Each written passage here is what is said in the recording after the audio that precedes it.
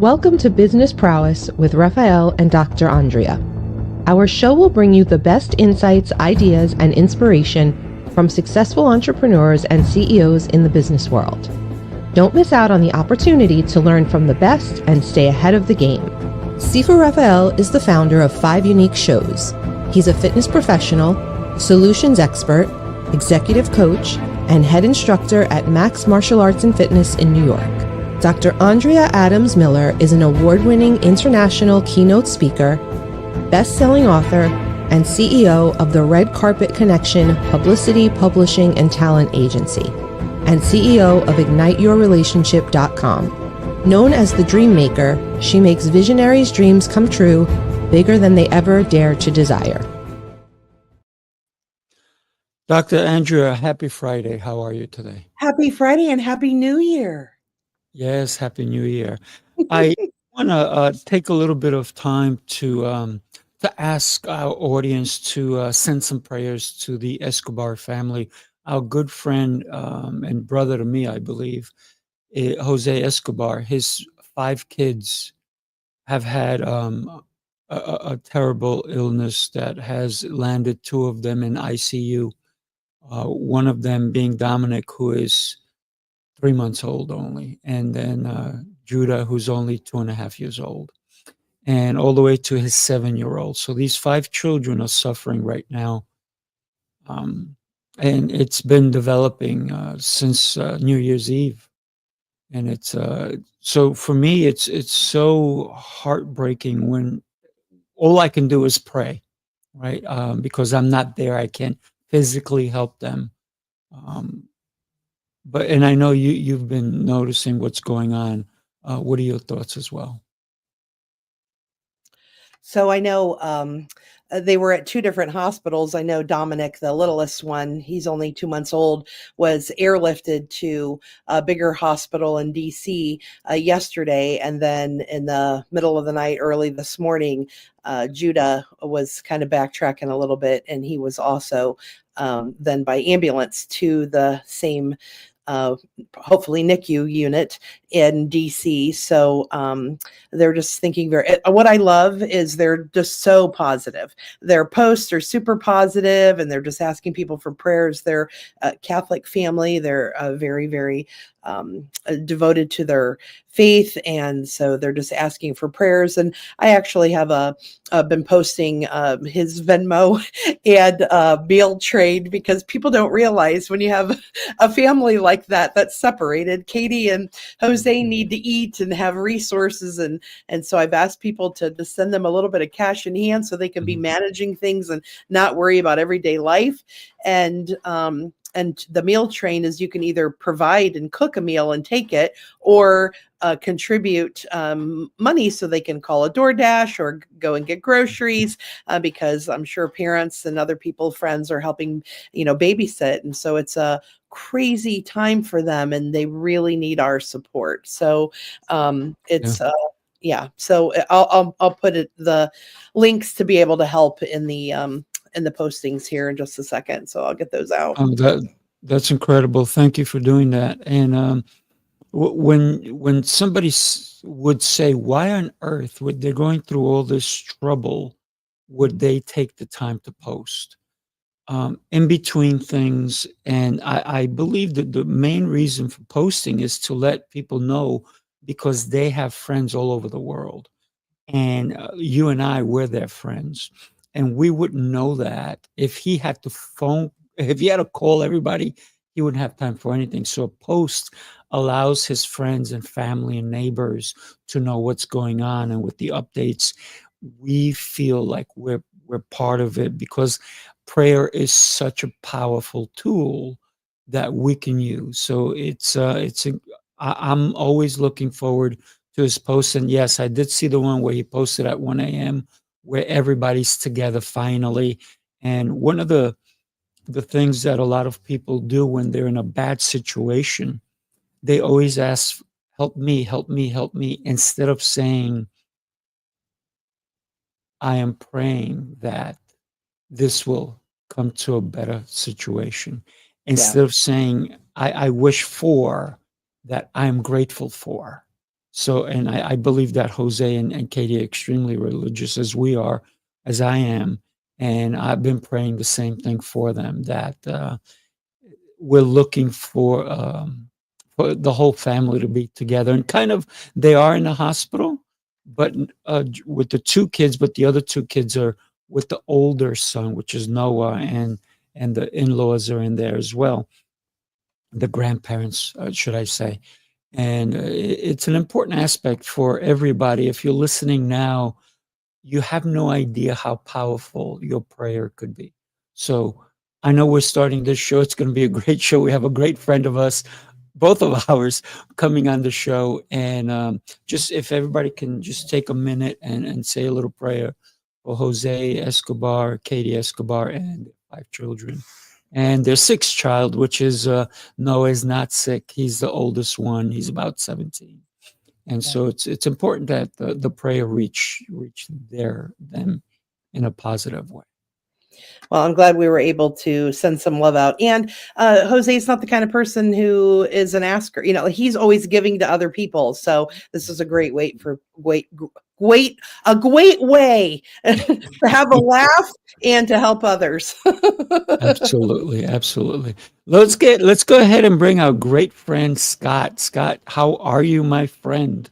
I'm fabulous, but I want to send some positive thoughts and prayers to Jose and Katie and their entire family to cover as well, because the power of prayer is amazing. You and I have talked about, well, all of us have talked about it. I've lived through a near-death experience, and I know it was the power of prayer that brought me through. So let me join the prayer warriors. That certainly helps. That's beautiful. That's beautiful. Love it. If you consider what we're doing today is we're empowering success through communication, leadership, and connection. Right there, praying for someone, that is communication, that is leadership, letting someone know that you care about them. That's your connection right there. So this is a perfect topic that we're hitting on today. And who better to drive this force forward than Scott, who is an amazing public speaker. He is, what can I say? He's a hero to me. Well, I'm honored. Thank you. You know, it's an honor to be able to do what I've been able to do. And as I shared with somebody earlier this morning at a meeting already, I said, I've been very blessed that God has trained me up to be able to share messages of hope and inspiration and help people. And all I truly want to do for the rest of my days is help people achieve their dreams through using the talents and capabilities God's granted me. Yeah, well, that's certainly amazing. And I've had the opportunity. I don't even know how long. Oh, I have a visitor. My 10-week-old baby kitten has become one of those kind of 2-year-old teenagers or 2-year-old toddlers who are into everything and showing up everywhere. I don't even know how long we've known each other. Probably 15 years, I would guess. Probably at least 15. Yeah. Could be more. So glad to see you again. I was just, you crossed my mind a couple of weeks ago. And then, obviously no coincidence, like a week later, I saw that you're going to be on the show. So I thought, well, I'll just wait and talk to him today. Well, I look forward to it. Yeah. So I am, so I'm curious because I don't think we've talked for about 2 years. So I want to know what you're up to and what's exciting in your world. Well, it's interesting. Again, I told this story already this morning at a face-to-face networking group. I said, you know what? I've been very blessed. Speaker, trainer, author, coach, media host, consultant. And I was working to build all 6 businesses. And I took our 75-pound black standard poodle for a walk one day. And I said, Wilson, what really makes me happy? And all of a sudden it came out that really speaking and training makes me happy out of all those things. And I love all of them. Don't get me wrong. And I said, well, what makes me happiest? And it's training. And the training, because when you impart something to somebody that then allows them to live their dream, you see this flash in their eyes, and all of a sudden you go, ah, they got it. And that's a long lasting rest of your life kind of experience. And so the last time you and I talked, I was trying to build all 6 areas of that business, and I just made the decision that I want to get more efficient, I want to get more focused, more purposeful, speak. So doing podcasts, either my own or being on podcasts, as part of the speaking training side as well, but really train. I want to utilize the experience, the expertise, the knowledge, the wisdom that I've gained over my time to be able to serve others so that they can in turn serve others. Very A lovely. coach's coach. I love it. I actually Right. have a client who calls me the coach's coach. Actually, she's called the coach's coach. And so I said, but you want me to coach you? She goes, yeah, you'll be the coach's coach's coach. I like it. Super fun. That's hysterical. And then, so tell us exactly what you're training. Like, what are your certain niche areas that make you even happier than the happiest? Classically, I'm a sales guy. And so sales training. But the reality is most people don't understand that every conversation you have, in essence, is a sale. You're sharing a piece of information for somebody else to consider, and they can either accept or reject that piece of information. And ultimately, if they accept it, it's called a sale. So everything is a sale. And so part of what I do is I work to demystify the word sales and the selling process, because selling is really simply communicating a position for somebody to consider. So I train sales, I train marketing, I train communications. My definition, my heart-centered selling definition of sales is education through communication without manipulation. So in essence, you become a teacher. It's teaching people about the features, advantages, and benefits your products, goods, and services have to offer to satisfy needs, wants, and desires by the prospect. So in essence, I'm just an overgrown teacher. Through the years, it's interesting because as a kid, selling, I never considered it as selling. I was just excited to share whatever I was doing or having with other people. So, I sold Girl Scout cookies, and I sold, we made submarine sandwiches because I was in a special troop that went to Europe, to Switzerland, and I did really well in those things because I was just excited about it and didn't have that fear.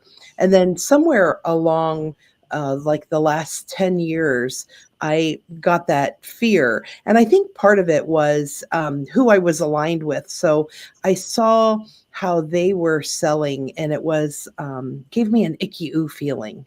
And then I started to hold back, and all of a sudden saw myself differently. And I'm coming out of that, but I still see some remnants of it in myself. And, so in fact, this morning I was thinking, I got to do some more NLP and hypnosis on myself to release whatever barriers are that are making me nervous or almost fearful of calling people. Even the people who said, please call me, I want to buy this. Yeah. Like, they practically gave me their credit card number, and I'm not calling them or running it. Or in the past, I literally had a client once give me a check that I never cashed. Well, you'll find that, as Zig Ziglar used to say, you can always tell poor closers because they have skinny kids. So the fact is, let me demystify that for you. Okay, Yeah. in a couple different ways, if you would allow me. Please. First of all, you're not doing business with them. If you ask them to do business with you and they say no, nothing has changed. You weren't doing business with them. You're still not doing business with them. Nothing worse happened. Now, if you, in fact, give them the opportunity, many positive things can take place. You provide them value so they can now live a more fulfilled life and do greater things, number one. you get certificates of appreciation in return. Those are called dollar bills. Oh, yeah. That in turn you can utilize to then bless somebody else as well, not only yourself, but somebody else. So by asking, multiple positive things can happen. And by not asking, no positive things can happen. And by asking, no negative things can happen, because the other side of that becomes rejection. And the fact is, rejection only exists in one place, and that's within you. It's Right. not what anybody says to you that counts. It's what you say to you after they stop talking. And so if I say, I know my offer is available to people to provide them value. I know that ultimately selling is serving. It is my desire to serve more people. So that's why I work to demystify it for people, to say it's okay to present an opportunity for people to take advantage of. That's why the definition is education through communication without manipulation. See, I don't think anybody is against a salesperson that's professional. I do think people are against manipulators that work to get people to do things against their will. My job is to create an environment for you to want what I have, because it in fact will improve your life. And I know, again, as the great Zig Ziglar said, when you help enough other people get what they want, you'll get everything in life you want. So when you focus on them, the rest takes care of itself. I want to touch on two aspects. One is you're serving them if it's what they want or what they actually need. Absolutely. The other one is, Dr. Andrea, you talked about Girl Scout cookies. And Girl Scout cookies or Boy Scouts, whatever they sell, I don't know what Boy Scouts sell, but Girl We used to Scouts. sell Christmas wreaths. There They you sell go. popcorn. Boy Scouts. There you go.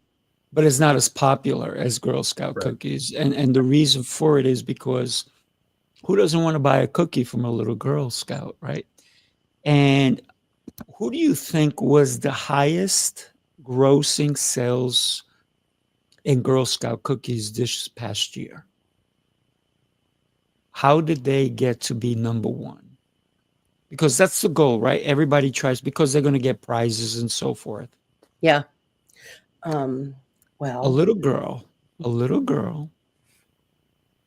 probably with the approval of her parents, set up shop. Listen to this, set up shop in front of a marijuana shop. how funny is Because That's creative.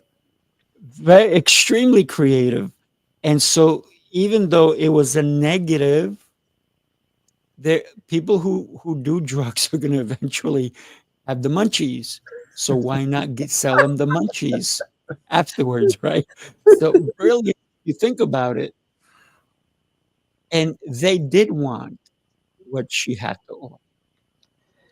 it's actually, that's a great way to word that, because Girl Scouts is so positive too. So, and there's probably, depending on the marijuana shop, it might be positive too. If they have CBD and other products, and you have a medical license and so forth, there are positive benefits of that. So, but regardless of whether they're using it for recreational use or using it for medicinal, hopefully the idea of Girl Scouts and the organization will be very positive to them. Well, the other side of it is Girl Scouts. The reason girls are involved is because they want to contribute. They want to give back. They want to create community. They want to live a more than likely more wholesome life and different things. Mm-hmm. So there's that concept as well, is you're helping them achieve their goal by getting it. Do you really want the cookies? Maybe, maybe not. They're awful good. I can tell you Thin Mints are the bomb. Uh, I've been told. Samoas, I've been Samoas. I've Yeah, been told that. I'm a Samoa as well. I'm also a Samoa girl. And Samoas. I was Listen, going there too. Don't get me my wrong. husband eats those, and I rarely will eat one. I used to love them as a kid, but I think as I overate them. Yeah. Well, think about the benefits that the kids are learning. They're learning how to sell. They're learning money exchanges for a product. Mhm. But it's not just selling, because they have so many different things. They have to achieve certain goals to move up in rank. They have to Right. achieve certain patches and so forth. So I have been fortunate enough that I've had the opportunity to train boys scouts and girl scouts in, because they need a self-defense patch. So Mhm. I've been able to train tons of troops in that regard, and it's not something I charge when I do it. It's out of the goodness of my heart, because I know that they're achieving something by taking that course that I'm teaching. That's And awesome. it's important that we instill the value of giving, right? That's communication. That's leadership, because it's not just take, but in that giving, we create connections that can last a lifetime, connections that can get you into somewhere where maybe you didn't charge for this vehicle or this opportunity, but they'll say, wow, I know someone else who can benefit from what you're doing. Do you do corporate events? Do you do Right. these type of events? And then therefore just getting to know people, because you're serving without asking sometimes, Yeah. will benefit you greatly. Absolutely. I mean, the process then funds other activities of contribution beyond self, and that's a lesson in itself. It's being kind and gentle to your fellow human being, which is a great lesson. Right. One of the aspects that a lot of people think about, and Hollywood portrays rich people as evil, because if you look at any movies or whatever, they're in the tower all by themselves, and they're making commands like go attack these people. But that's not the reality. A lot of rich people are helping. Think about the philanthropy that they do. Think about the benefit of helping other people or employing other people, so that we can have a great economy. And even when the economy is tanking a little bit, small businesses also help, Mhm. because of the leadership, because they're helping other people have a livelihood. Right? Well, and the reality is there are many folks. One thing you realize, in fact, I've said this for years, I want to make way too much money, not because I want to make money, because I want to create an entrepreneurial pool to support those who have a dream, who have a vision, that don't have typical support in what they want to do. It's not. It was really interesting. We were doing a seminar a number of years ago, and somebody looked at a fellow presenter and said, "When is enough enough?" And his answer, I thought, was the best answer ever. He said, "Enough to live on, or enough to do good works in the world." And so that's really it. At some point, there is enough to live on and to do those kinds of things. So you shift, and any excess, any overage now gives you the opportunity to do good works in the world, to be able to sponsor those who can't sponsor themselves, who have desire but don't have means. And it takes means to do those things. My first book, Talking with Giants, has got 21 charities, 21 nonprofits attached to it. The reason I wrote the book is to get funding to go to the nonprofits. It wasn't to make the money from the book. The money has all gone to the 21 nonprofits. It was to clue people into contributing makes your heart sing. And that's what it's all about. Ultimately, that's why we're here. I think that's why when it comes to sales, I have no trouble selling for other people. or if it's to help others and so forth, I don't even bat an eye, because it's not sales to me in that regard, because I want them to have that, and I want them to receive it. I want the people to have it. And it's always been, and again, I go through phases, and then and because I've worked for multimillionaires and billionaires, there are certain things that I don't even blink an eye on, because I know I'm giving more value than the money that they're paying for me. And then because I do that, I also do a commission as well. So I do a retainer plus commission. So because of that, I know I allow that opportunity for them to make a lot. And I've helped some people make millions and billions. And I'm like, and then later looked at that contract and thought, I should have done that commission a little bit better. Well, I mean, I work the same way with a retainer plus success fee. Yeah.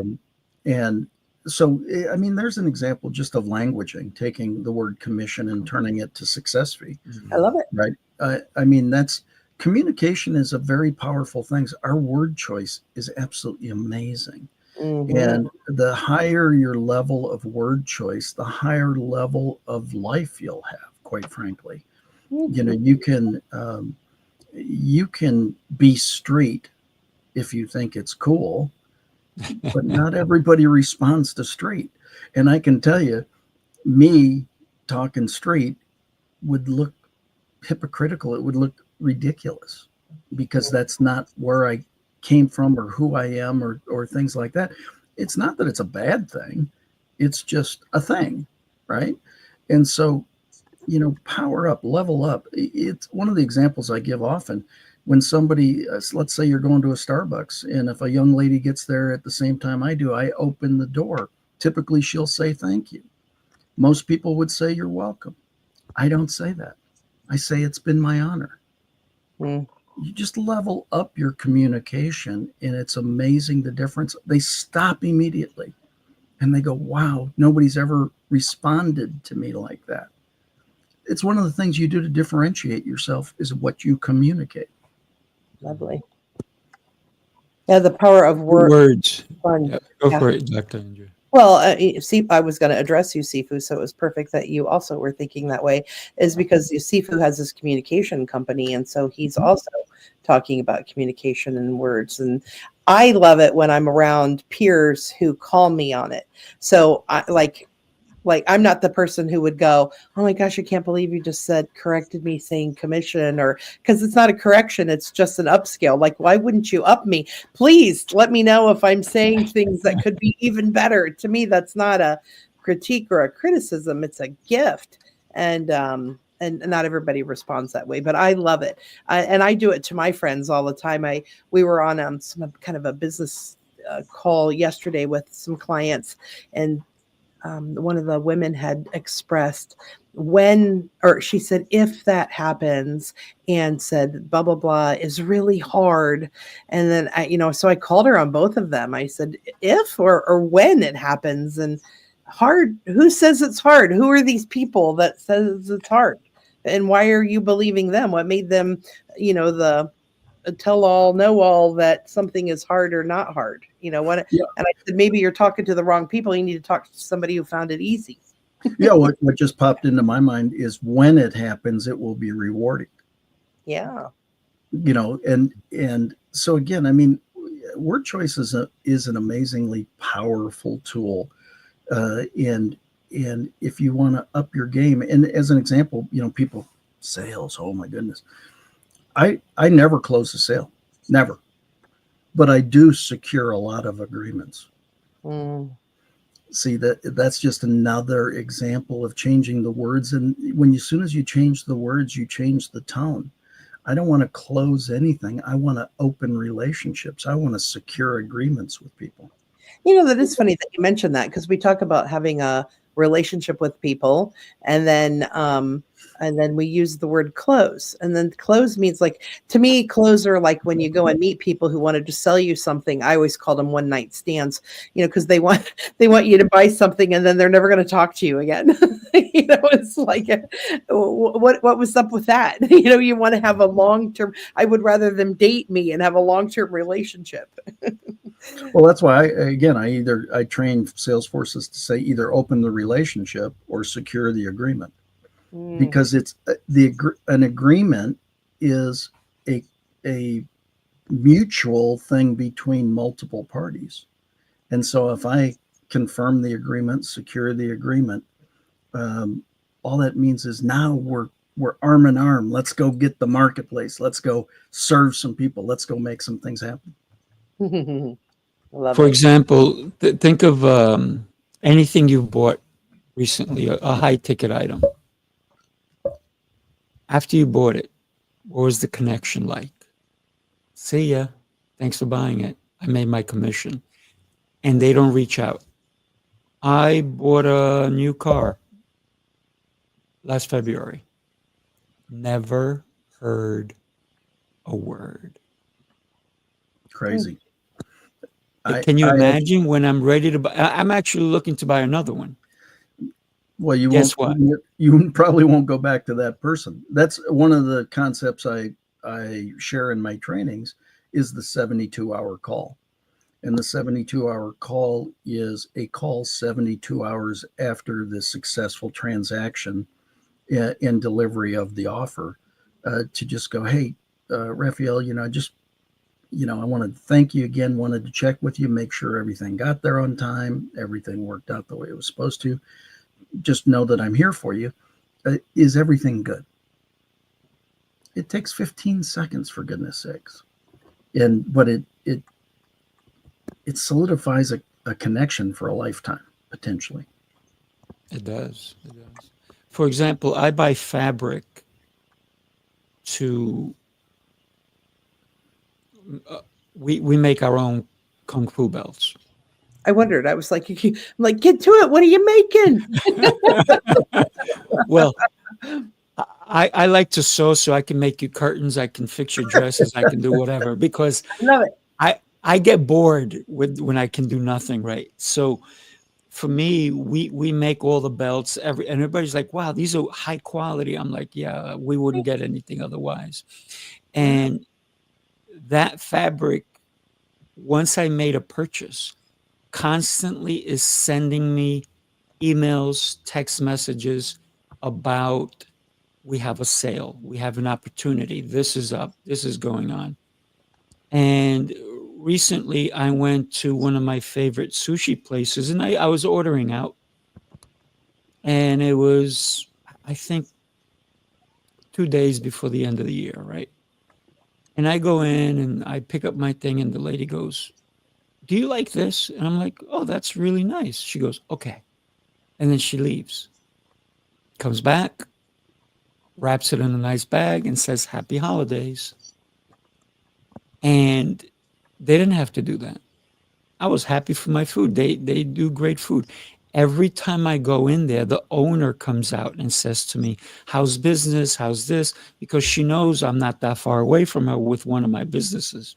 So we talk business. And then usually I don't eat dessert, but she'll say, I want to get dessert for you. I'm like, I'm okay. I don't eat dessert. She goes, all right, I'll get you some dumplings or something, or the next whatever, an appetizer or something. So she's always willing to assist me in contributing to her business because of her, I want to put this in the right word, hospitality. Mm-hmm. And do you know how many people I've sent to her? Do you know how many people I've actually, when I have a gathering, I go, look, hey, why don't we go to this place? Yeah. Meanwhile, there's a place across the street from me. I tried doing business with them, and I took about 30 somewhat people, and we were 2 hours waiting for a glass of water. And the only reason we didn't leave is because we had a lot of people, and it was a big place. And then finally, about 2 hours later, they go, oh, we're so sorry. We're going to get you guys dessert. Like, after 2 hours, you come talk to us? 2 hours. Yeah. You should have come talk to us 15 minutes when I brought that many people. So it's the hospitality that we have to show somebody when they are in front of us, but then also when they're gone, so that they come back, right? Well, and even really think through what the hospitality is. It's care and concern. It's their desire to show you that they care about you, that they're concerned about your situation, that they're there for you, right? Not that you're a piece of meat coming into their business. They appreciate. Appreciation is an amazing thing. It ties into gratitude, and I'm phenomenally grateful to be on the show here today, because we get to share messages that can potentially serve people so that they can potentially serve people, right? We create a ripple. A river doesn't know where its source intended it to go. It just starts, and you don't know the end of that ever. And that's the exciting part. It sure is. It sure That's is. something that I never considered before in relation to using it as an analogy. So I've lived on the property that we have for 26 years now, and we have a creek, depending on who you are, Which part of the country? and it moves in such a way that over time, how it curves, it moves over, and some of them are wider curves, some of them are more straight. Now it has made that decision. We haven't done anything different to change that, so the path changes on its own. And now I'm curious, now I need to go look that up this afternoon. What could be the tree branches, or maybe there's a rock, or maybe Sure. the ground is looser on the one side and allows it to the flow, and how it moves, maybe it causes it to whip around. But there's all these other factors at play that can change and move things in a different direction. And so you're right, it may not know its source, and at the same time, it's may try to control things, but they're going to move on their own recourse anyways. A lot of it. And that's why, Rafael, you and I were talking about this the other day. I said, I want to do more good. It's a weird thing, right? I want to quantify more good. And Rafael was genius. He said, you're doing a lot of good. He didn't quantify it. He just gave me comfort that just keep doing what you're doing. Work to share good messages, work to do things, and trust, in fact, that they will end up where they're supposed to end up. And that's why I'm honored again to be on the show and Rafael's multiple shows, because you never know where this could end up or when. It could be just at the right time that somebody gets a nugget that goes, wow, that improves everything for me. Mm-hmm. Yeah. Well, we did good. All three of us did good. Well, there's four of us here, remember? Oh, that's right. All four of us did good. I gotta tell you, at one point when your cat came over, I thought it was gonna go on your shoulder, and then I was gonna have to tell you, put on a patch, because you're a pirate, but with not a bird, but a cat, right? A different kind of pirate. Oh, well, I'd love that. That's fun. When we look at the whole idea, I guess we talked about it with Girl Scouts and Boy Scouts, is we are teaching them that, but it would be I actually think that, because like me, I do NLP and hypnosis and all this, mental health, work. And I think that should be in schools. And then how he, in his schools, they talk about making decisions and the core of who you are, and whether, and they're fighting, but they're not fighting others. I think you're fighting in your own head, and how do you handle things so that you're never fighting? I love that.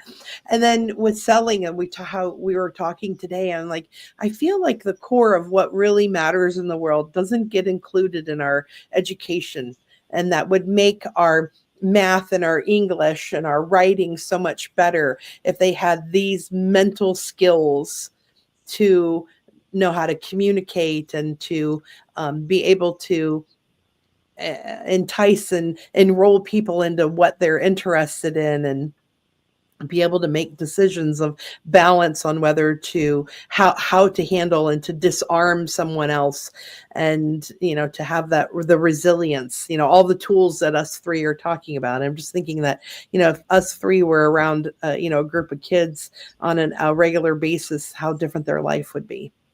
Well, and part of that is, and it's coming in an upcoming book I've got coming out, but Great. the fact is, as boomers, we were, or close to boomer, we were the last generation taught rote memory. 1A, 1B, 2A, 2B, learn it in sequence, memorize it, and put it in your noggin. And since that, middle of Gen X for sure and younger, they've been taught where to find knowledge, not to hold knowledge. Now, that can be problematic. If you don't have your phone with you, you have no knowledge. If your battery runs out, you have no knowledge. Oh, by the way, everything on it is not good knowledge. So you've got corrupted data. And so one of the things that I'm suggesting in the book is if the younger generations have been trained to find knowledge, boomers and above, boomers and older, have knowledge, wisdom, expertise, and experience. The younger generations have energy, drive, enthusiasm, and go-get-itness. Well, boomers need that. The younger generations need whatever. So my name is no longer Scott. My name is External Hard Drive. Look at me as your source of the knowledge, wisdom, education, and expertise that you're looking for. I've got that experience. I will share it with you. I need your energy, your drive, your enthusiasm, your go get it.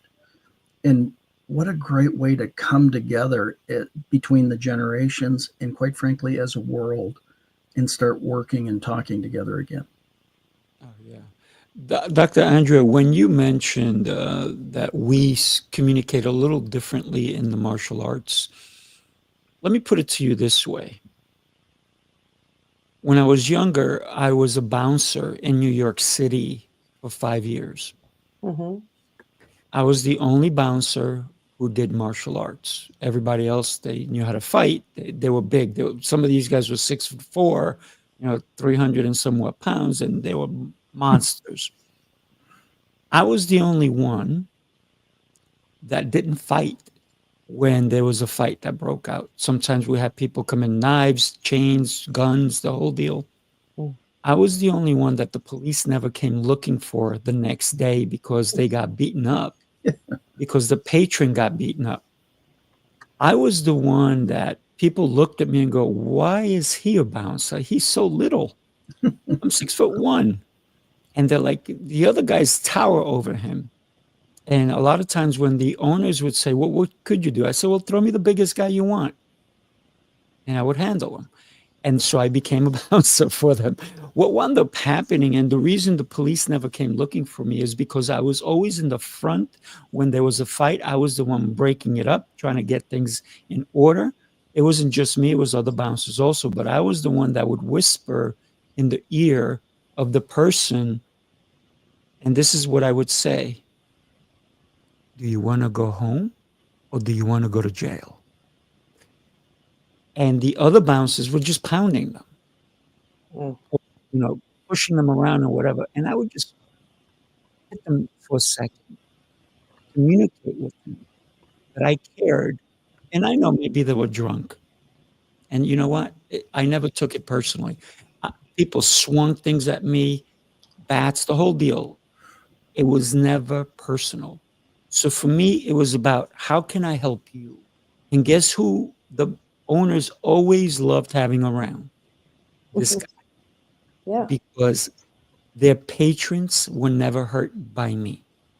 They had to fire a lot of bouncers who hurt their patrons because all of a sudden the owner's in trouble because the owner hired these people, right? So the communication, when we can use it properly with our skills, is exponentially huge. Yeah. It's one of the biggest things that we have at our disposal, but so many people don't take the time to think about what they're going to say, and they spit it out at the heat of the moment when they're angry. Right? It's the way we communicate. I think a big part of that, unfortunately, is the change in the way the generations have been taught. People haven't been taught to talk. And I think, Rafael, I shared the example. I went to a networking event about 2 weeks ago. There are 75, 100 people there. I was kind of standing in the back. A woman walked in and she looked at the crowd and said, "Man, I'm already overwhelmed. I don't even know where to start." And I turned to her and I smiled. And she goes, "Why are you smiling at me?" I said, "I was just answering your question, because where you start is you smile at somebody, because now we're having a conversation." She goes, "Wow, you're pretty good at this." I said, "No, I'm really good at this. It's not that hard." The fact is, I agree with you, Rafael. Better to not have the physical altercation than to try to prove how strong you are and how good you are. And it's the same thing, when we're diametrically opposed as a society, because we're not communicating, because we're not having conversations, no problems can get solved. We can have differences in opinion. My platform is really to return respect, honor, and dignity to the planet. Respect is how I treat you. Honor is how I lift you up. When that is done well between us, dignity exists. I don't have to agree with you, but I should respect the fact you've got an opinion, because then we can have a conversation. This is where the communication, as you said, this is where the communication comes in. We now start talking to each other. One of the things that I teach my clients is, if something just seems so totally whacked out to you, as opposed to getting defensive or argumentative about it, just ask yourself the question, is it possible? Is it possible what they're saying has got some merit? Maybe it does, maybe it doesn't. But at least you have a greater understanding now. And when you can have that understanding and appreciation of their position, you can now find some common ground. Once we find some common ground, we can solve challenges. Without common ground, we don't solve anything. And if we don't solve anything, the world's not a fun place. So why don't we solve some things? It just makes more sense to me. Yeah. I love solving things, and we could probably be here for a long time, but we've ran out of time. All good. So, Scott, what I'd love to do is give you 30, 45 seconds and tell us how. I'm going to put your website across the screen. Tell us how people can reach you besides your website, and what they can expect from when they do connect with you. Well, please reach out to me if you have any questions or any of this spurred anything. First of all, my website is scottschilling.com. I don't hide well. And my email is even easier. It's scott@scottschilling.com. I'm not that clever. So again, just reach out and ask any question that you want, because what it'll do is start a dialogue between us. And that's how we get to know each other. And once we get to know each other, we can now be of service to each other, whatever that might mean going forward. I'm honored to have the opportunity to be here. You're both great friends. Rafael, known you not nearly as long as I've known Andrea. So it was fun to see this all come together. And anything that I can do to be of service, that's my email signature. Please let me know how I can be of service to you. And I mean that. I can't control whether you ever use it. I can only control whether I offer it. Love it. Love it. Dr. Andrea, would you tell us how people can reach you? I have your info right here. Yeah, absolutely. So the redcarpetconnection.com. I'm Dr. Andrea Adams-Miller, and what we do is we work with your mind, your business, and your connections to help you spin in the right direction, to put you in the spotlight's reflection. And we do that with publicity and connection. I'm known as the woman with a $15 billion Rolodex. And then with mental health, to make sure you're on your peak performance so that you can have everything that you desire. So we make dreams come true around here. Love it. Love it. And I'm Sifu Rafael. I am not smart like Scott also, because my email is sifu@speakingprowess.com. And my website is speakingprowess.com. And Scott, I got to tell you, it's actually pretty brilliant that you have your name right before your website because it's easy for people to remember. If Hey. you want to, go ahead, if you want to No, level up your communication skills, you either reach me, reach Scott, or reach Dr. Andrea. We are all here where the words matter, but the people matter way more. and I just saw a great friend drop a comment in. Orrin Hudson, you are a rock star, my friend. Love Yes, we'd love to connect with you for sure. it. All Well, right, thank everybody. you for your time. Have an amazing rest of this Friday. And guess what? Let's not forget, we have people that need our prayer. The Escobar family, there's another family who has had, thank God they're alive, but they lost their home. The Christmas, I mean, one I know over the Christmas holiday, another one over New Year's. So let's just keep praying for everybody that we do come out better in 2025. Thank you, everybody. Have yourself an exceptional Friday. Have a fabulous day, all. Bye. Bye-bye.